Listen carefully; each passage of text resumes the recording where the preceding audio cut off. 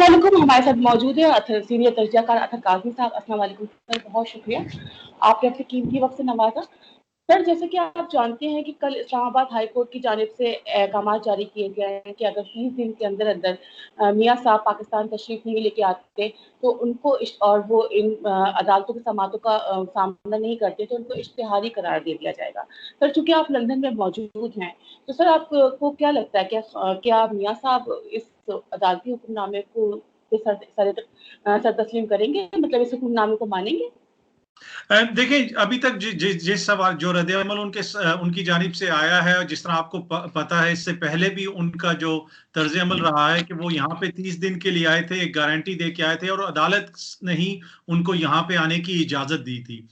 उस हवाले से वो अभी तक आपको पता है वापस नहीं गए। अदालत उस हवाले से भी उनसे पूछ रही है, हुकूमत का भी मौकिफ आपके सामने है। तो अभी अगर कोई शख्स पाकिस्तान में ये उम्मीद लगाए बैठा है कि इस नई जो भी डेवलपमेंट हुई है उसके बाद मियाँ साहब पाकिस्तान वापस आ जाएंगे, तो मेरा नहीं ख्याल कि वो किसी भी इस किस्म के मूड में है कि वो पाकिस्तान की किसी अदालत का फैसला या हुक्म मान के वो वापस आएंगे। तो मुझे नहीं लगता कि मियाँ साहब वापस आएंगे। सर, जैसे आपने ये देखा है कि मियाँ साहब जब पीएमएल-एन के हक में कोई भी हुक्मनामा जारी किया जाता है तो वो कहते हैं कि जी हक की फतह हो गई और सच की फतह हो गई। मगर जब उनके मुखालफत में आती है चीज बात जो उनको लगती है कि यार ये हमारे साथ तो बड़ा जुल्म सितम हो गया है, तो वो कहते हैं कि जनाब ये तो झूठ है और सब कुछ जजेस जो है वो बुग्ज में भरे हुए हैं, हमारा एहतसाब हो रहा है। तो सर, ये कैसी बात है कि अगर हक में आए तो पाकिस्तान की अदालतें इंसाफ फराम कर रही हैं और जब नहीं हक में आ रहा तो पाकिस्तान की अदालतें भी इंसाफ में फराम नहीं कर रही हैं, इदारे भी बहुत बुरे हैं। कभी एक वक्त ऐसा था कि जब वो कहते थे कि जनाब सॉरी सर, सवाल थोड़ा सा लंबा हो रहा है कि जिया साहब के हवाले से बात करते थे कि मैं इनका मिशन आगे लेके चलूंगा और बाद में ये कहते हैं कि ये तो मतलब खलाई मखलूक है। सर, ये कैसी बात है? देखिए, ये मियाँ साहब सिर्फ मियाँ साहब नहीं, अगर आप पाकिस्तान के दीगर सियासतदानों को भी देख लें, जब भी उनसे कुछ किसी चीज के हवाले से कोई सबूत मांगे जाते हैं, उनकी इनकम के हवाले से उनसे पूछा जाता है, तो इसी किस्म का सख्त रवैया आपको नजर आता है, चाहे वो पाकिस्तान पीपल्स पार्टी हो, चाहे वो मौलाना फजल रहमान साहब हो या मियाँ नवाज शरीफ साहब हो। ये कहते हैं कि हमारे साथ इंतकाम हो रहा है। लेकिन बात यह है कि अगर आपके अकाउंट में कोई पैसे आए हैं, अगर आप पे कोई इल्जामात हैं, आप लोगों ने इस मुल्क पे हुक्मरानी की है, तो आपका फर्ज बनता है कि आप उसका जवाब दें। अब अगर आपके खिलाफ कोई केस नहीं है, किसी किस्म की आपने बदउनवानी नहीं की है, तो फिर डर किसका है? आप अदालतों में सबूत दे दें, रसीदें दे दें। किसी किसी शख्स ने भी आपको कुछ नहीं कहना। अभी तक इन्होंने उस तरीके से कोई शवाहिद या अपने जो भी उन पे इल्जामात हैं उसका मुकाबला अदालतों में करने के बजाय लग रहा है ऐसा है कि मीडिया पे मुकाबला करते हैं हमारे सियासतदान। होता यह है कि आपने कहा कि इदारों के खिलाफ भी बयानात आ रहे हैं। जब भी कहीं पे भी, चाहे कोई कोई भी सियासतदान हो, कोई भी हुक्मरान हो किसी भी मुल्क में, जब उसका उसके जाती मफादात रियासत के मफादात पे तरजीह लेते हैं, तो रियासत का एक मैकेनिज्म होता है जो उसको काउंटर करता है, जो उसके मुकाबले में खड़ा होता है। तो फिर वो ये कहता है कि रियासत मेरे खिलाफ हो गई, इदारे मेरे खिलाफ साजिश कर रहे हैं। आप अमेरिका जैसे मुल्क का, अगर आप अमेरिका जैसे मुल्क की मिसाल लें, प्रेसिडेंट ट्रंप वहां पे आए, उन्होंने अपने दामाद को एक जगह पे लगा दिया, किसी जगह पे क्या कर दिया, इसलिए कि वो भी एक कारोबारी शख्सियत है, एक बिजनेसमैन है। अब प्रेसिडेंट ट्रंप बार बार क्या कहते हैं? आज तक कभी आपने अमेरिका की हिस्ट्री में सुना? प्रेसिडेंट ट्रंप बार बार कहते हैं कि डीप स्टेट मेरे खिलाफ झूठी खबरें लगवाती है, खुफिया इदारे मेरे खिलाफ साजिशें करते हैं, इस्टेब्लिशमेंट मेरे खिलाफ जो बाइडेन को सपोर्ट कर रही है। तो एक ये अमेरिका का जो है प्रेसिडेंट वो कह रहा है। तो इसलिए कि जब इदारे उनसे पूछते हैं, उनको रोकते हैं, उनकी मर्जी के काम उनको नहीं करने देते, तो फिर वो इस किस्म के सवालात उठाते हैं। यही हाल हमारे नवाज शरीफ साहब का है और दीगर सियासतदानों का है। जब रियासत इनको पूछती है, इनसे कहती है कि ये पाकिस्तान के मफाद के खिलाफ है या ये रियासत के मफाद के खिलाफ है, आप ये नहीं कर सकते, तो ये इस तरह के इल्जामात लगाने शुरू हो जाते हैं कि नहीं, मैं तो हुक्मरान हूं, मैं जो मर्जी करूं। हुक्मरान जो होता है वो बादशाह नहीं होता, वो आइन और रियासत के कानून के ताबे होता है, वो उससे अबव नहीं होता, उसके अंदर रहते हुए ही उन्होंने काम करना है। दूसरी बात आपने की कि एहतसाब एहतसाब पे ये कहते हैं इंतकाम। अब मेरी उम्र कोई बहुत ज्यादा नहीं है, 20 साल से मैं काम कर रहा हूँ, 20 साल से मैं काम करके खुद कमा के खा रहा हूँ, 20 साल, झूठ नहीं बोल रहा, एग्जैक्ट 20 साल, 20 साल से। ये लोग जो हैं बिलावल भुट्टो साहब ने जिंदगी में एक दिन काम नहीं किया, 1 रुपया भी खुद नहीं कमाया।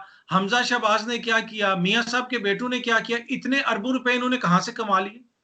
और वो कहते हैं कि जी आप हमसे पूछें भी ना, हमें हमसे हमसे ये कोई कहे भी नहीं कि जी आपने कहां से, आपके पास पैसा आया। बिलावल साहब के पास इतना जो बिलावल साहब का खर्चा है वो पैसा कहां से आया, बताएं ना। थोड़ी सी कोई मनी ट्रेल दें। कभी फालूदे वाले के बैंक अकाउंट से निकल रहे होते हैं पैसे, कभी किसी और के बैंक अकाउंट से पैसे निकल रहे होते हैं। तो असल प्रॉब्लम ये है कि सिर्फ और सिर्फ चाहे वो मौलाना फजल रहमान साहब हों या वो मियां नवाज मोहम्मद नवाज शरीफ साहब हों, इनका मसला सिर्फ ये है कि हमसे ये मत पूछो कि हमारी ये जो दौलत है, ये जो केसेस हैं, इस हवाले से हमसे तफसीलात मत मांगो।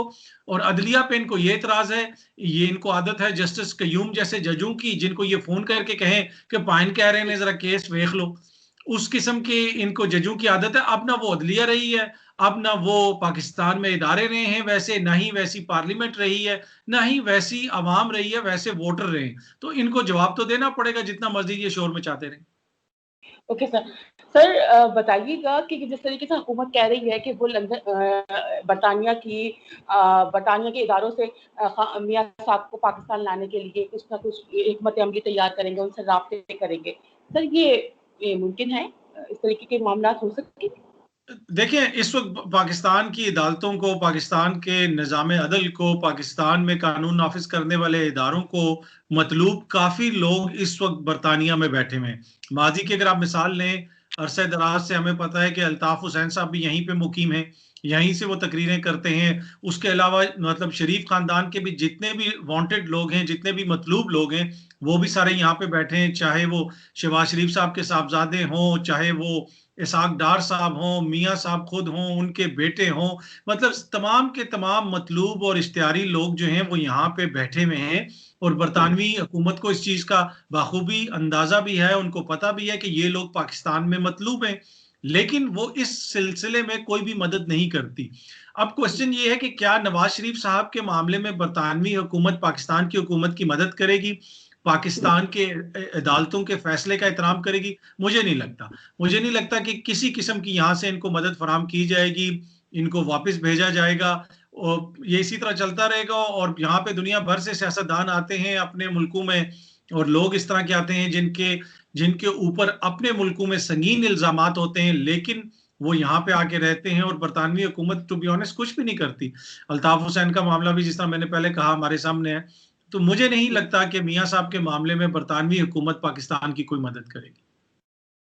सर ये बताइएगा कि 1990 में हम सुना करते थे 90s में कि लसानियत की बातें, या कराची में भी बड़े मसाइल थे, महाजिर का नारा और ब्ला ब्ला ऐसे सब की बातें होती थी। अब मतलब 2020 में साद रफीक साहब ने ये बयान दिया है, जो जिनकी हुकूमत मुतअद्दिद मरतबा जिनकी पार्टी मुतअद्दिद 3 मरतबा हुकूमत में रही है, पंजाब में तो वो है ही है मौजूद। वो कह रहे हैं कि जो पंजाबियों पे हमला है, सर ये आज के दौर में ये मुनासिब लगता है, जब अब तो ये मेरे ख्याल में हमारे हम पाकिस्तान में भी ये लसानियत वाला मामला बहुत पीछे चला गया है। तो और फिर वो पार्टी के जो पाकिस्तान के जो इक़्तिदार में रही है, वो लसानियत की बात करती है। ये एक तजर्बेकार सियासतदान की जानिब से इस किस्म के बयान को आप किस नज़र से देखते हैं?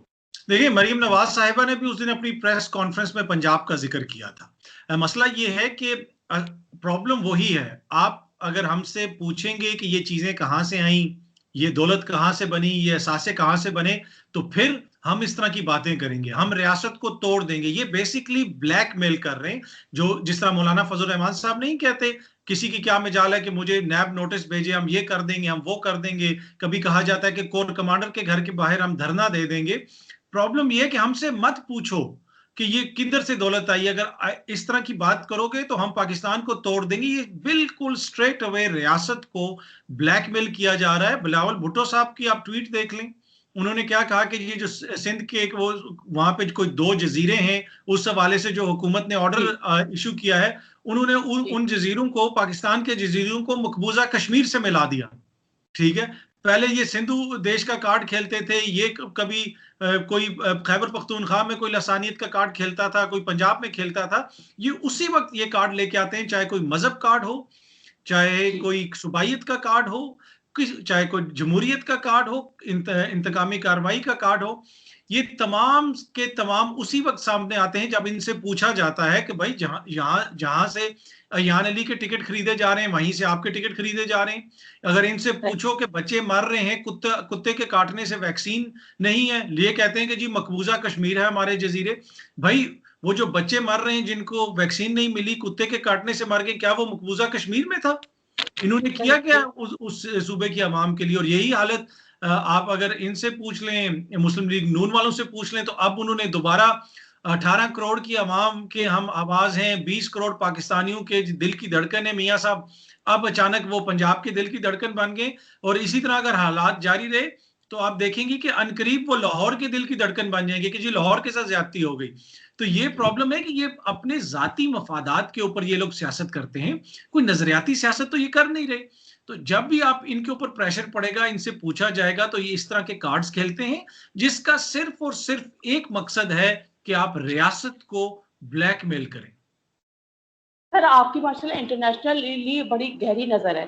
फजलुर रहमान साहब ने कहा था पाकिस्तान आर्मी से कि अगर तुमने हमारी बात नहीं मानी, उनको ब्लैकमेल करने की जो भी कोशिश करना चाह रहे थे अपनी सी, कि नहीं किया तो हम तुम्हारा ये हाल करेंगे जो अमेरिका में अफगानिस्तान का हुआ है। सर मुझे बताइएगा, क्या कभी फजलुर रहमान साहब गए थे अफगानिस्तान और उन्होंने जाके अफगानियों की जंग लड़ी है, या फिर क्या उनका बेटा कभी गया था? हमने तो उनको देखा है कि बेटे, और वो भी उन्होंने भी इक़्तिदार के मजे लूटे हैं, उनका बेटा भी अभी माशाल्लाह असेंबली का हिस्सा है। तो सर ये बयान इन्होंने ऐसा क्या किया है अफगानिस्तान के लिए कि जो इस किस्म के बयान दे रहे हैं? और इसके साथ साथ ये भी बताइएगा, क्या खुदा ना करे पाकिस्तान के इदारे इतने कमजोर हैं कि कोई भी अपनी आर्मी बना लेता है, उससे गॉड ऑफ ऑनर ले रहा होता है, उसके अलावा वो धमकियां दे रहे होते हैं और उनके खिलाफ कोई कार्रवाई नहीं हो रही होती, खामोशी होती है। तो क्या सर, मतलब क्यों, ऐसा क्यों है? देखिए, पहली बात तो ये कि आपको याद होगा कि जब विकी लीक्स आई थी तो उसमें भी ये आया था कि ये मौलाना फजल रहमान साहब जाके अमरीकियों के तरले करते रहे, उनकी मिन्नतें करते रहे, उनकी खुशामदें करते रहे कि मुझे पाकिस्तान का वजीर आजम बना दो, मैं तुम लोगों की बेहतरीन खिदमत करूंगा, अपनी सर्विसेज पेश करते रहे। तो अमेरिका का जो इन्होंने हशर किया है वो हमें पता है, किसी से ढका छुपा नहीं है। इनकी तमाम तर सियासत, जिस तरह मैंने पहले कहा, उसका मकसद सिर्फ और सिर्फ जाती जो अपने मफादात हैं उनका तहफ़ुज़ है। ये सियासतदान नहीं है, ये प्रेशर ग्रुप हैं, ये ब्लैकमेलर्स हैं जो रियासत को ब्लैकमेल करते हैं। आप देखें, जब इन्होंने तहरीक शुरू करनी थी, सबसे पहले जो जरदारी साहब से इनकी मुलाकात हुई कराची में, उस मुलाकात के बाद सबसे पहले क्या हुआ कि मौलाना फजल रहमान साहब को के भाई को सिंध के अंदर, कराची के अंदर उनको डीसी लगा दिया गया। तो ये सिर्फ अपने मफादात के तहफ़ुज़ के लिए करते हैं और रियासत को ब्लैकमेल करते हैं। अब जहां तक ताल्लुक है कि क्या रियासत इनके खिलाफ कोई कदम उठाएगी, रियासत कितनी कमजोर है, देखें ये रियासत के लिए भी बहुत बड़ा चैलेंज है कि आप खड़े होकर कह रहे हैं कि जी हम कोर कमांडर के घर के बाहर धरना दे देंगे, हम इसको नहीं मानते, हम तुम्हारा ये हशर कर देंगे। तो ये रियासत के लिए भी चैलेंज है। और रियासत अब इस हवाले से क्या करेगी? अब अगर रियासत इनकी ब्लैकमेलिंग में आ गई, इनको कुछ नहीं कहा गया, इनके खिलाफ जो कानून के दायरे में रहते हुए जो भी कार्रवाई है वो अगर नहीं हुई, तो मेरे ख्याल में वो कोई रियासत के लिए कोई अच्छी बात नहीं होगी। जहां तक इनकी खिदमात का ताल्लुक है अफगानिस्तान के अंदर, वो आपको भी पता है, मुझे भी पता है, इनकी तमाम तर सियासत, इनकी तमाम तर जदोजहद सिर्फ और सिर्फ कुर्सी के लिए। आज अगर मौलाना फजल रहमान साहब को छोटी सी कुर्सी के बजाय, वो जिसे कहते हैं ना, वो छोटा सा कोई वो स्टूल दे दिया जाए ना कहीं पे, किसी भी पावर कॉरिडोर में बैठने के लिए, तो वो बखुशी जो है अचानक वो खुश हो जाएंगे।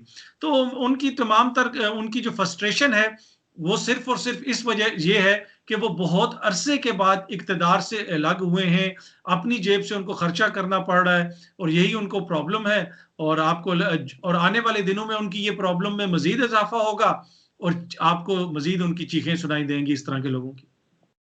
सर आपकी इजाजत से मैं मतलब एक कुछ 2-3 सवाल उसके हवाले से करना चाहूंगी। आपने एक अभी हालिया इंटरव्यू लिया है भारतीय मेजर, साबिक मेजर गौरव आर्य का। सर उन्होंने इसमें उन्होंने बोला कि जनाब एक पाकिस्तान के खिलाफ अगर मुझे पैसा इस्तेमाल करना पड़े, और मैं अपनी हुकूमत से भी कहूंगा कि पाकिस्तान के खिलाफ अगर आपको पैसा इस्तेमाल करना पड़े तो आप करें, और वहां पे मतलब खुदा ना करे पाकिस्तान को तोड़ने की जो उनकी कोशिश है। तो सर ये समझाइएगा कि क्या ये एक सोल्जर के विचार हो सकते हैं या दहशतगर्द के ख्यालात हो सकते हैं? देखिए, उनकी उनकी अपनी एक सोच है, उनका अपना एक मौक़िफ़ है। वो कहते हैं, पहले भी आपको पता है बलूचिस्तान के हवाले से भी वो कहते रहे, और ये सिर्फ मेजर गौरव आर्य नहीं, इवन इनके साबिक आर्मी चीफ जो जनरल बिक्रम सिंह है, उन्होंने भी एक खुलेआम एक तकरीब में कहा था कि बलूचिस्तान के अंदर हमें इस तरह की पॉलिसी अपनानी चाहिए। वहाँ पे जो दहशतगर्द हैं, जो ऐसे लोग हैं, ऐसे अनासर हैं जो दहशतगर्दी में मुलविस हैं, उनकी सपोर्ट करनी चाहिए।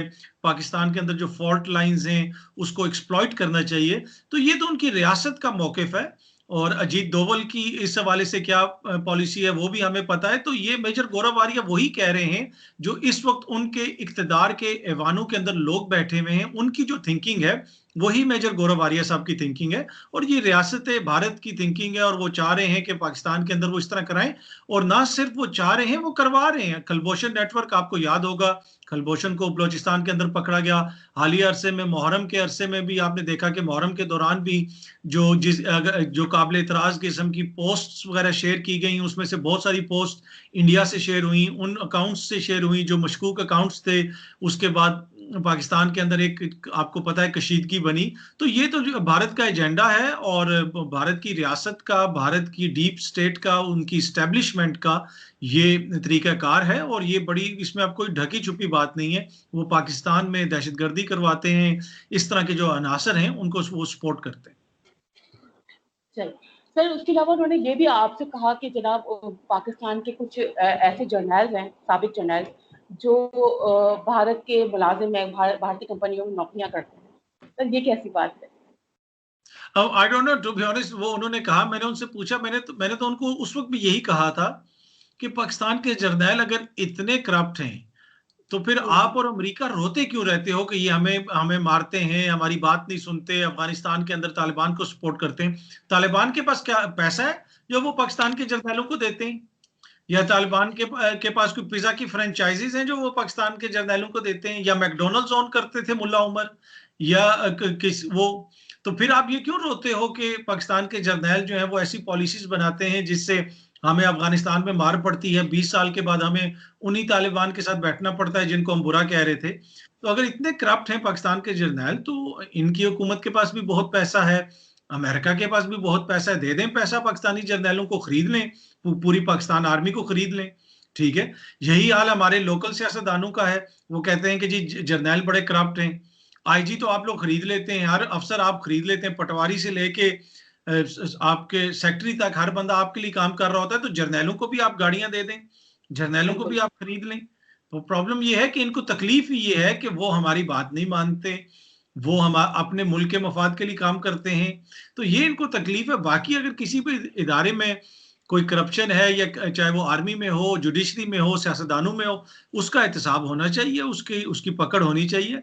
लेकिन असल इन लोगों को जो तकलीफ है ना पाकिस्तान आर्मी से, वो आपको भी पता है और वो मुझे भी पता है कि वो यही है कि वो इनके लिए मुश्किलात पैदा करते हैं। इनका जो मौकिफ है, इनका जो बयानिया है, इनके जो अज़ाइम हैं, उसकी राह में वो खड़े हैं। That's it.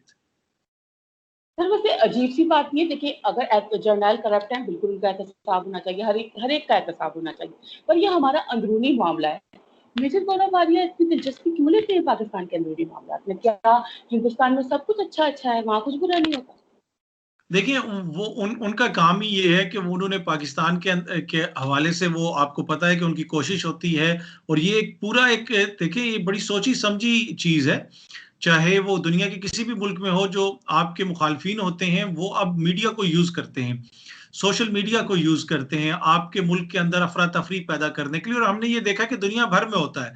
आप देख लें, अमेरिका में खबरें आई कि जी वहाँ के जो प्रेसिडेंशियल इलेक्शंस हैं, उनके अंदर रशिया ने इंटरफेरेंस की, सोशल मीडिया के ज़रिए वहाँ पे गलत पैगामात फैलाए। इसलिए इसी तरह यूरोप में भी इस किस्म की बातें होती हैं कि सोशल मीडिया के ज़रिए फ़ॉल्स इन्फॉर्मेशन फैलाई जाती है।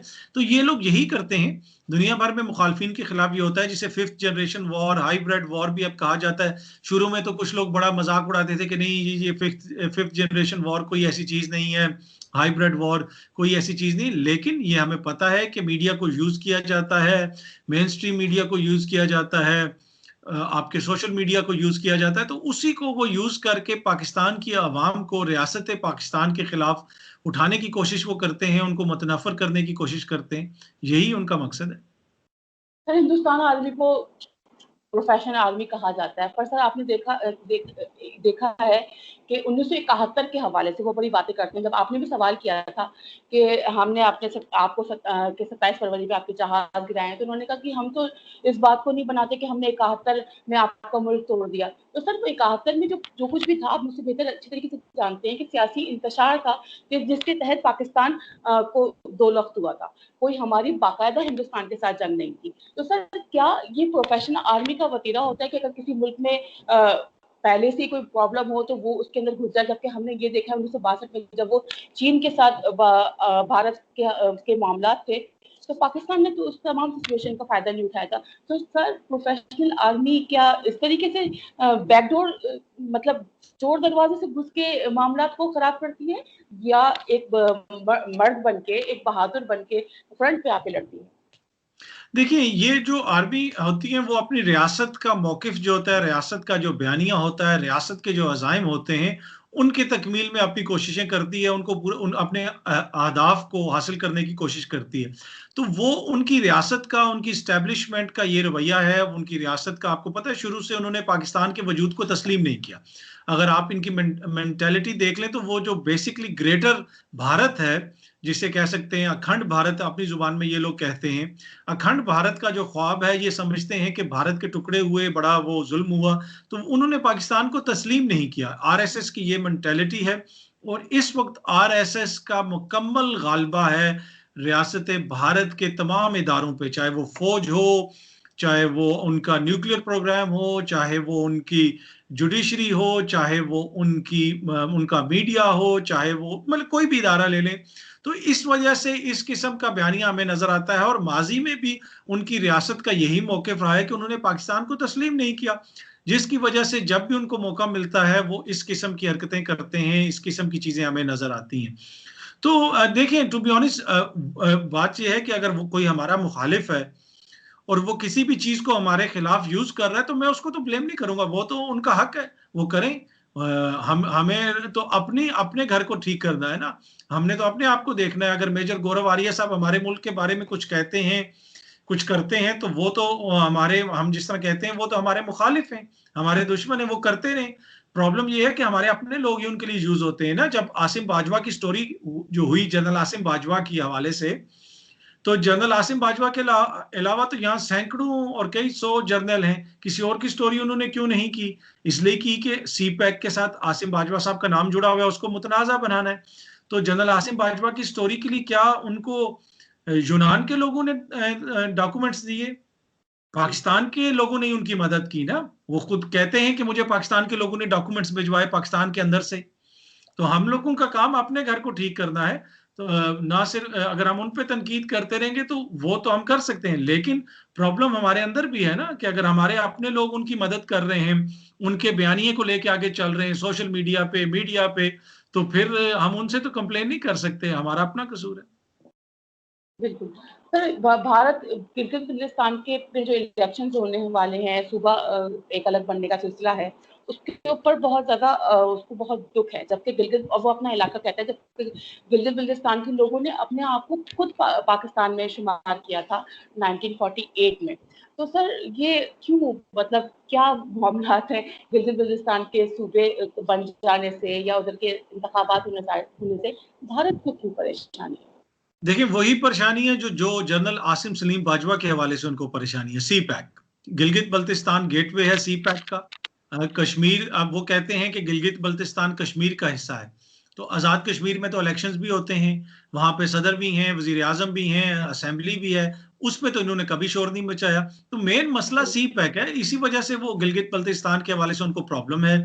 उसके ऊपर वो बार बार अपना एतराज उठाते हैं, आवाज उठाते हैं, कहते हैं कि ये हमारा हिस्सा है। तो मेन इशू गिलगित बल्तिस्तान है। इशू गिलगित बल्तिस्तान के अंदर जो मेन इशू है वो सी पैक है, बाकी और कोई इशू नहीं है। उनको पता है कि सी पैक वहां से आ रहा है, और इसी वजह से वो लोग ये इस चीज को बार बार उठाते हैं। सर बस एक आखिरी सवाल है, कल हिंदुस्तान टाइम में था कि भारत ने अमेरिका से कहा है कि उनका जो एक चार ममालिक का इत्तेहाद बना हुआ है, जिसमें ऑस्ट्रेलिया, अमेरिका और भारत शामिल है, उसमें उन्होंने ये बात रखी है कि चीन जो है वो हमारे साथ बड़ा बुरा कर रहा है और हमें किसी सूरत से इस मामले से बाहर निकाला जाए। जबकि हम दूसरी जानिब देखते हैं कि भारतीय सेना इतनी बहादुर है कि वो कश्मीर के में बड़ा मकबूजा कश्मीर में बड़े जुल्म और सितम ढा रही है। तो सर जब ये लोग इतने बहादुर हैं तो दूसरे ममालिक से क्यों अपनी मदद तलब कर रहे हैं, जबकि ये भी कहते हैं कि चीन तो हमारे यहाँ बिल्कुल भी नहीं आया है। तो सब गलत गलत बातें हैं, कोई ऐसा भी नहीं। अब देखिए, चीन के हवाले से जो भारत का मौकिफ आता है, वहां पे लोगों का जो मौकिफ आता है, मेरे लिए वो बहुत कंफ्यूजिंग है। कभी वो कहते हैं कि चीन आ गया, चीन ने बंदे मार दिए, हम बैन कर देंगे, मीडिया के ऊपर वायुसेना ने ये कर दिया वो कर दिया। कभी वो कहते हैं चीन आया ही नहीं है। तो कोई मुझे नहीं समझ आ रही कि आखिर उनको मसला क्या है। या तो वो एक दफा खुल के कह दें कि चीन आया है या नहीं आया, चीन ने एग्रेशन की है या नहीं की है। उनके प्राइम मिनिस्टर खड़े होकर तकरीर करते हैं कि ये अब वो दौर नहीं है कि आप दूसरे ममालिक में घुसे एग्रेशन करें। दूसरी तरफ वो ऑल पार्टीज कॉन्फ्रेंस में बैठ के कहते हैं चीन तो हमारे मुल्क में आया ही नहीं।